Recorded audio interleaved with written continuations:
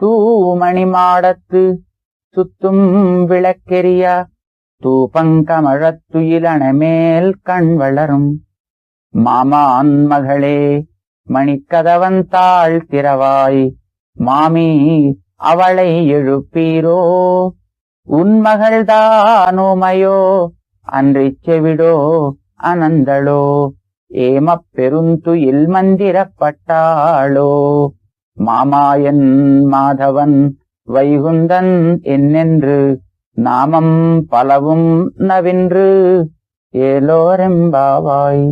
ஆண்டாள் திருவடிகளே சரணம்.